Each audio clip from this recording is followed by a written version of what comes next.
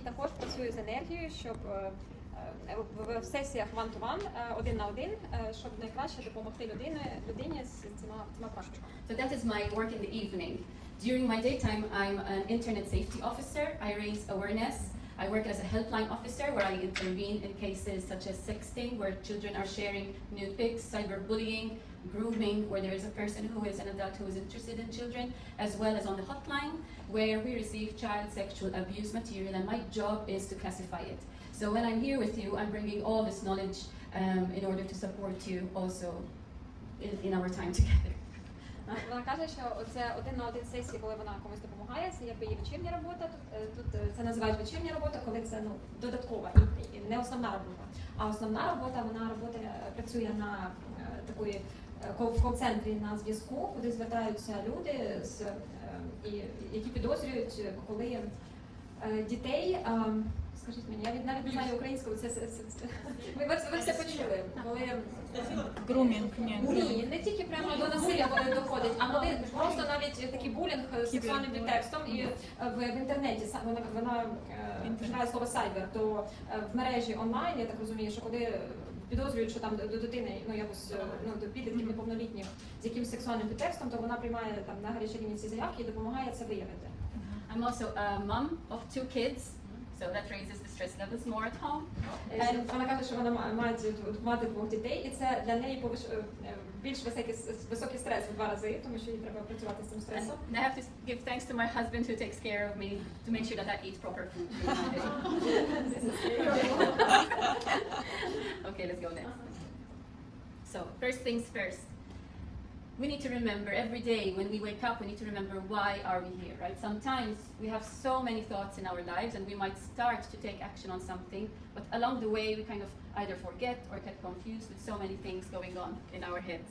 Коли ми прокидаємося вранці, ми повинні пам'ятати, навіщо ми тут. Тому що ми починаємо робити якісь наші справи, в нас дуже багато справ, ми щось вже біжимо робимо, вже наші думки кудись пішли, і ми не забуваємо про важливе.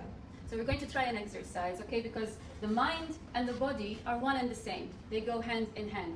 And if I tell you to slow down your thinking, you say, this is impossible. But if I tell you to slow down your breathing, then automatically your mind will also slow down with it. I'm going to take a moment. I know you've already done a few meditations, okay? But I would like to introduce you this one. So what we're going to be doing is we're going to breathe through the nose for the count of 4, and we're going to exhale for the count of 8. And this time I want you to try and focus your breathing down into your diaphragm, not up here, because this creates anxiety when it's very shallow. So we're going to bring it down into the diaphragm, and I'm going to slow it down. And I'm going to guide you through it. If you would like to close your eyes, I would suggest it. If you'd like to place your hands on your knees. If you're feeling a bit, oh, this is too much, place your hands facing down. And if you would like to kind of receive a bit more inspiration, place your hands facing up. Okay? So please close your eyes or focus on a point. And I'm going to guide you to take in a deep breath in through the nose, 2, 3, 4, and slowly out, 2, 3, 4, 5, 6, 7, 8. Deep breath in, 2, 3, 4, and out, 2, 3, 4, 5, 6, 7, 8.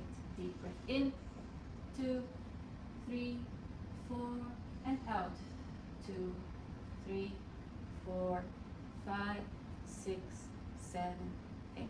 I would like you to place your hands on your heart and try to feel your heart beating. Take a moment to tune in to your heart, which is beating. That means you are alive. That means you are here. And as long as this is beating, you can do something. Now I want you to ask yourself, what brought me here today? Why am I here today? And remember that.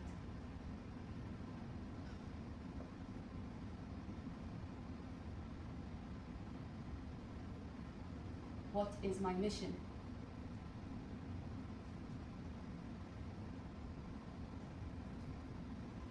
And when you're ready, you can open your eyes and come back to the room.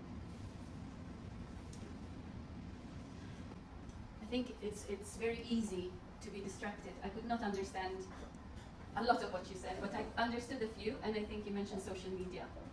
And we get so distracted with so many messages from other people of what you should be doing, what you must do now, how you should look, what you have to do at night, that it kind of refocuses you, like it loses your focus on what you are meant to be doing.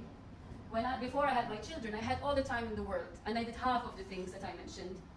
When my children were born, everyone was telling me, "Oh, you're not going to have time for yourself now." It's like, forget about it. Now you're going to just be home with your kids, and that is your life.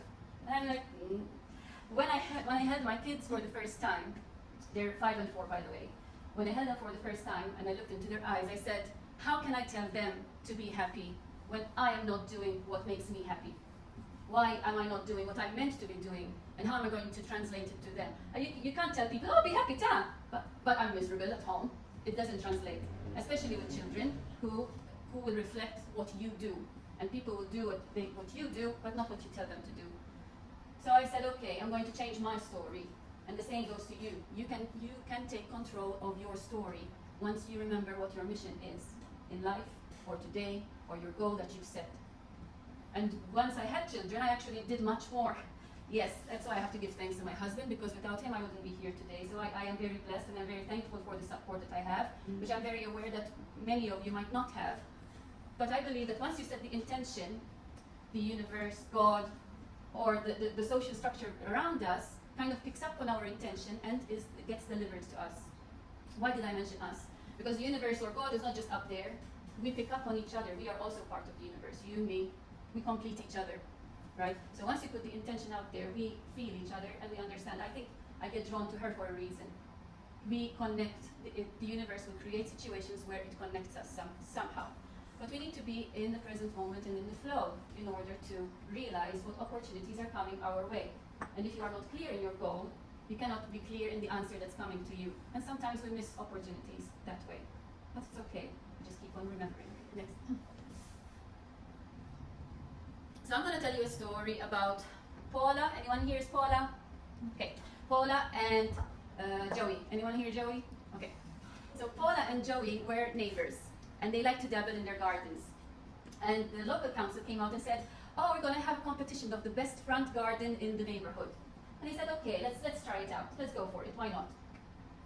So Paula was always good at what she did with her plants, and she knew exactly what to do. Everything was all sorted and nicely placed in her garden, and barely her plants ever died. But this time she really amped up her efforts to really make it beautiful. It was all nice and neat, and she knew exactly what to do.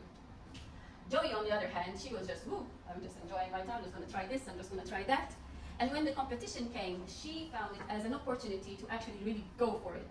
So she started to ask experts in other fields where they teach how to raise wildflowers or wild plants. And she started to bring in all these different kinds of plants and flowers in her gardens, which others did not try to integrate as well.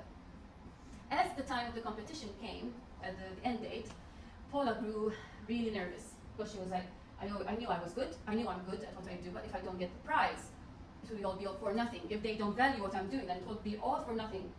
On the other hand, Joey was like, "Oh, I don't care about the prize. This is my prize enough. Having this garden, this is beautiful every day when I wake up in the morning to have my coffee. My garden is the prize, my prize, which is enough."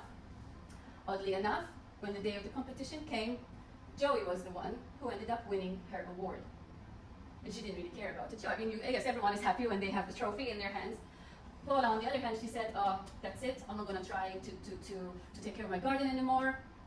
I mean, what for? Why should I be doing it? Why should I bother if they didn't see what I've done?" So I want you to reflect a bit in your life. Who are you most like? Are you most like Paula? Or are you most like Joey? Paula, who is focused on the end result and getting the praise of other people, and if she doesn't get it, then she believes that she's not good for anything else? Or Joey, who is just so interested in learning new things and in growing new things, which, okay, even if she didn't do well, just the opportunity to try it out was giving her life enough. So Joey had a growth mindset. Her mission or her mindset was more towards learning new things, and she believed that even though you were not born with a set of skills, you can nurture new skills along the way. Paula, on the other hand, she believes that if you are born good at something, then you are fixed there. You will always be good at it, but nothing else. If you are good at maths and not so good in English, then that is your life. You will always be good at maths and not so good in English, and you won't even try to learn English. Okay. So I'm encouraging you today to focus more on a growth mindset, meaning that whatever happened to you in your life till now, you can always take control and change your narrative to something which you want, something else, or more of what you've done. Okay? Even though you had some failures, it does not define you. The fact that you are trying is what really makes us satisfied in life. So when you have more of a growth mindset, you embrace challenges as opportunities. And I use the word challenges for a purpose. I did not say a problem. Oh my God, it's a problem. What's a big problem? What am I going to do? You know, but when you say, oh, it's a challenge. All right, I'm going to do this because it's a challenge. I'm going to overcome this. You know, even the way that we approach things, looking at situations as a challenge rather than a problem, can also help you to try and find different answers along the way. They embrace feedback. Some of us, when we receive feedback, will be like, oh, how dare she tell me anything? I know what I'm doing. we might have felt it at some point, which is okay, it's natural. But when you have a growth mindset, when you embrace it more, it's like, okay, she's giving me feedback. How can I perhaps really use what she's telling me? Is it true, is it not? And they kind of, you search for people to give you feedback to always better yourself, to be able to grow in your path. And you celebrate effort, not just the outcome. You view setbacks as temporary, that you can learn from them, always knowing that you can get up again and push yourself forward. You cultivate curiosity and a love of learning and is inspired by others. Okay, you come to realize that you are not in competition with others, because I have a set of skills, you have a set of skills, you have a set of skills that might be very different from mine. I'm not good at accounting. I need an accountant. I might be good at calming people down or in Reiki, but I'm not good at marathons or running sports. We need each other to help each other grow. And when you find, you realize that other people gain wisdom through their own experiences through life, you then find inspiration from each other rather than close yourself up to be like in competitive mode. You increase resilience. Can I have these in English for a second? You increase resilience, meaning knowing that if you fail now doesn't mean it's the end of the world, that you can come and you can get up and try again if need be. Or you can read them for me. Adapting, motivation for learning, and Yes. improving decision making. Thank you. Adapting, motivation for learning, and improving decision making. Okay, let's go for the next slide. Don't worry. Right. So, it's fine, it's fine. Let's leave it. So, next one is. So, till now everything was a bit like up in the air, right? But when I was driving the other day, it was like, I really need to kind of ground it, like properly. Like, okay, you have a growth mindset, but how is that going to manifest? How is that going to translate into your day-to-day life? And as I was driving, which is the best time for me when I get those aha inspirations, something told me like, smile. Like, okay, smile. Smile. So remember when I said before the part where the body and the mind are one and the same? And in order to hack your way of thinking, to slow it down, you slow down your breath because that is something which you can't control. The same, you can trick your body into shifting your emotions when you smile. Because even though you don't have something to actually smile about, the moment that you smile, the brain goes, oh, there must be something. That's why I'm smiling. There must be something. So there must be something that's making me feel good. And what happens when you smile? You don't only shift your sense of being, but if you smile at other people, you're also helping them to shift theirs. Let's say you're walking down the street and you see someone passing by and you smile, or he smiles at you, or she smiles at you. It already lifts your spirits up. So I was like, okay, a smile is a good start, but that is not really enough to translate into growth mindset. And then something told me, okay, let's break it down more.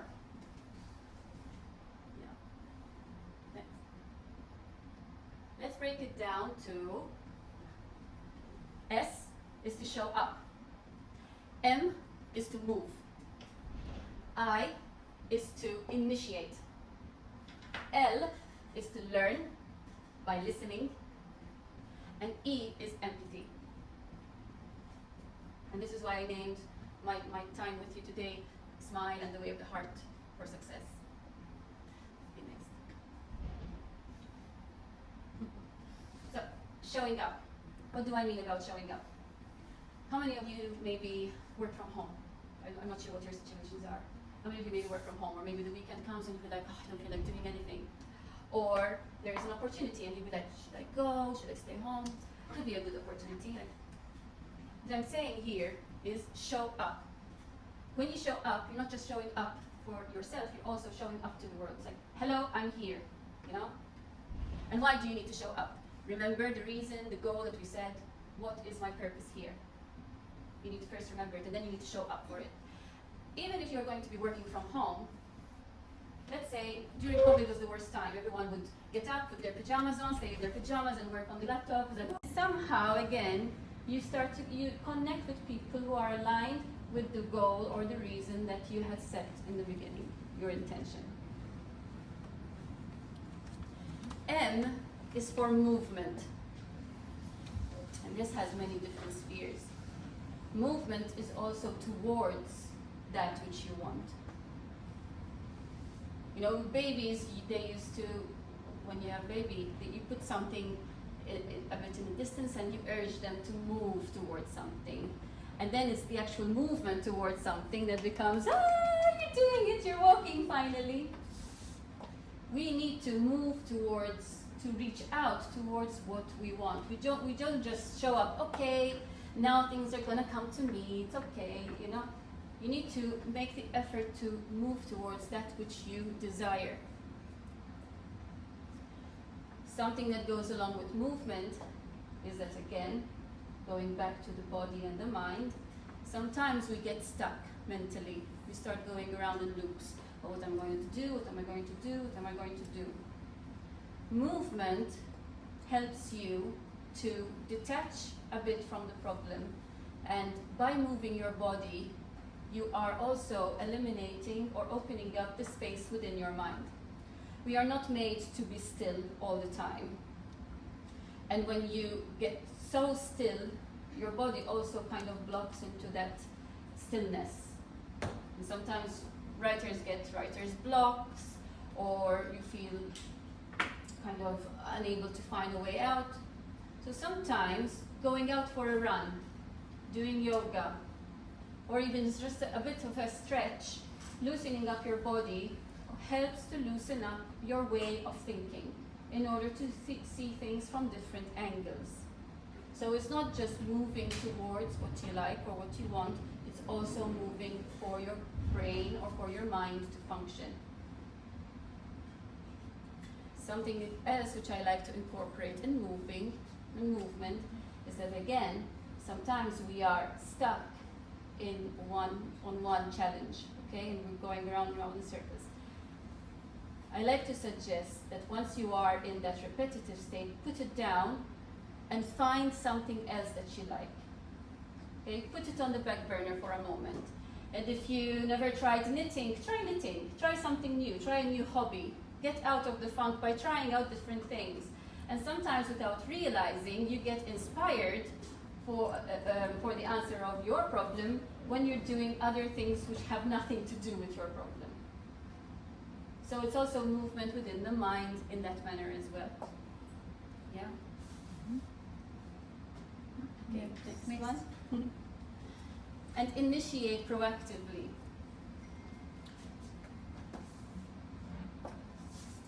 Actually, I will use this example for later.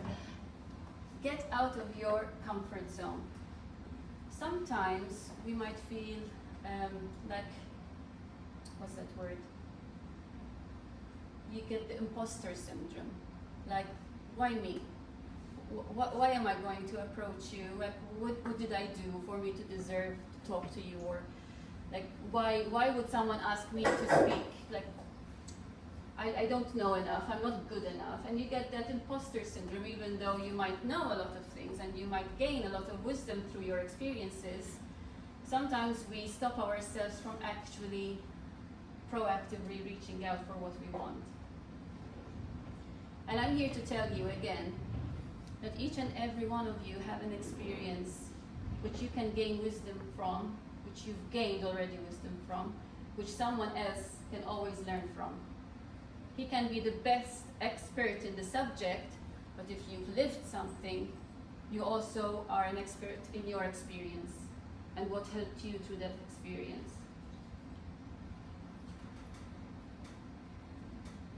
So I urge you to not stop yourself, to not be your own enemy in a way. Just go and ask, okay, I have this problem, or I have this challenge. Can you help me with this, this, and this? I heard that you are great at talking about this subject. And I always had this question, what do you think about this? For example, you initiate the conversation with other people. But once we are there with the other person, we need to learn how to listen. I meet a lot of people, and sometimes people just like to talk. They just like the sound of their voice, which is fine. I'm fascinated. I enjoy it. But if they're coming to me and asking me a question and then they're just talking, okay, I just let it be. But at the end of the day, if they came for me to ask a question, for example, if they're the one talking, what did they learn about it? What did they actually gain the wisdom or the knowledge that they wanted in the first place if they were talking all the time? And how many times do we find ourselves having to fill in the void by talking all the time? You know, we might feel a bit uncomfortable in the situation, and in order to try and be comfortable with each other, we start to talk. But it's okay to be silent. It's okay to listen. And by listening, you're not taking the back seat. You're actually listening proactively. So you're noticing the person, you're hearing what they're saying, and you're just curious about what they are talking about, so that you can probably learn something new from that person. And we also need to learn how to empathize. And I'm talking about empathy because I come from a background where I'm seeing young children being extremely arrogant with each other, extremely mean with each other, and they are going to be suffering in society nowadays. And I hear adults lonely at home, on our national helpline, for example, calling, and suicide ideations all the time growing. And why? Because we are all starting to lock up ourselves in order to protect ourselves and not to feel towards other people and not to care for other people. And I think the way forward for us, even for you to succeed in life, is when you actually genuinely connect with others. You are not only helping yourself, you're also helping others. And I think strength comes in numbers, not when you're doing something alone. As I said, everyone is good for something. So when we tap into that strength in other people, we are also strengthening ourselves. And when I'm also talking about empathy, it's not just to empathize or to care about other people. When I'm talking about empathy, I'm not saying, oh, it's okay, let them be angry at you, let them be mean at you. Okay, empathizing means acknowledging that the person might have had a bad day, and he might need a cup of coffee today, and to be kind towards each other, and to connect, even if we're waiting in the queue, one after another. What do we do nowadays? Oh my God, he looked at me. Why did he look at me? We're all shutting down. Even if we are sitting in the train and everyone's on the phone, these things are supposed to connect us with people, and yet we are feeling the most lonely during this time. We need to put this time down, even when we are with other people. Let's say we go out for a drink. I sit down, hi, okay, how are you? And I put the phone in the middle. Subconsciously, I don't really mean it, but subconsciously I'm telling her, if this rings, this is more important than if you are crying, or if you are telling me a really good story right now. Because ding, oh, Chetta liked Peppa's post. Tilla, how interesting. You know, put this away. We need to be more present with one another. And these are a big distraction. Now, mind you, I'm a bit of a gamer, so I know the thrill of being on the phone all the time. But I also know that when I'm meeting people, I would like to really connect genuinely with others. And I'm sure that others are also searching for the same genuine connection. So put it away, put it on silent, put it behind you. The focus of this communication is to connect. But not only does it distract us, or is it distracting us from connecting with others, we are also becoming increasingly disconnected from ourselves. Because we're so all the time bombarded with information, the things that we cannot do, that we're not giving space or time to hear our own inner voice, for us to understand, I really need to focus on drinking more, example, or that doesn't feel good. You know, we don't have just one mind. We also have the mind of the heart and the mind of the gut. And we think that we think with our minds, but the heart can also feel and tell other people's emotions. And the gut can also pick up things which the mind might rationalize away and say, oh no, you're being silly, that doesn't, and the gut is going, you know? We have three minds. The job of this mind is to always think of the worst possible situation so that you stay safe. That's its job, and we need to be grateful for it doing our jobs, because if we don't listen to it, we'll just cross the road, and who cares if a car will throw us to the side, or we get in an accident. But the heart and the body also has its own intelligence, which, being on the phone all the time, or being on the go all the time, and not giving yourself space to slow down and to tap in, we start to not realize what our inner voice might be actually screaming at us about. That is really not good for you. It's like, no, but the doctors say it is good for me, so I'll keep on doing it. But your body knows more about you than what other people can tell you. So smile in order to create a connection. Next. With gratitude. The mind has a part, we have a part of the mind called the reticular activating system.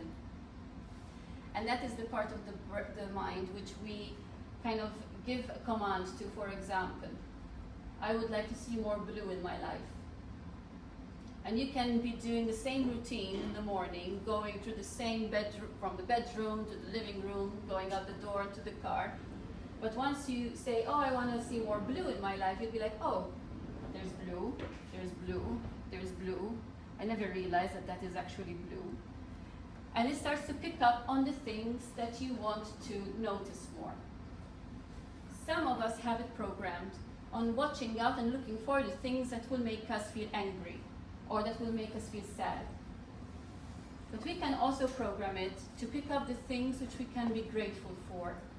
And the moment when we say to ourselves, my gosh, I'm so grateful for this experience,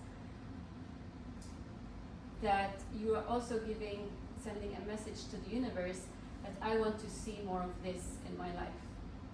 And you are training your mind to pick up more of this. And you realize how from the little that we think we actually have so much more.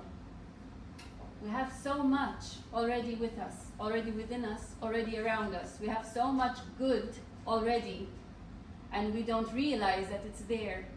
And the moment we say, okay, I want to realize, I want to pick up more good in my life. And I urge you at night, write down 3 things that you are grateful for. Because that is also evidence. You know, when a bad day comes, sometimes you say, when a bad day comes, you say, oh my God, my life, such a tragedy, you know? But if you had written 3 grateful things every day, and you look at it, it was like, no, it's just one bad day. I really have a lot of good in my life, and this is evidence because it's written there. I cannot say no, you know? And I've written it, not someone else invented it about me. So this is something that you can try. And something else, a little trick, that also helps in building good connections with people is when you thank them. Because you are acknowledging them, that they are in your life. You are acknowledging their value in your life, and everyone wants to be seen and wants to be heard. And the moment when you acknowledge their presence, they also feel good about themselves, and they'll probably like you a bit more. So that's a little trick that you can try and experiment this week. Say thank you more often to people and see how your experience of the week goes. Because you'll not just be putting them in a better state of mind, you'll also be helping yourself to put yourself in a better state of mind. That's why smiling can help you with that. Thanks. So yes, smile in order to connect with gratitude. Thank you so much for your time with me. These are my details.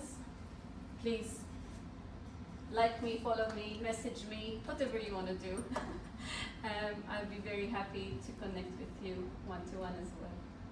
Thank you for your time. Я готова услышать. Мне очень нравится голос и позитивная энергия. Да, такая, просто хочется улыбаться. Thank you very much.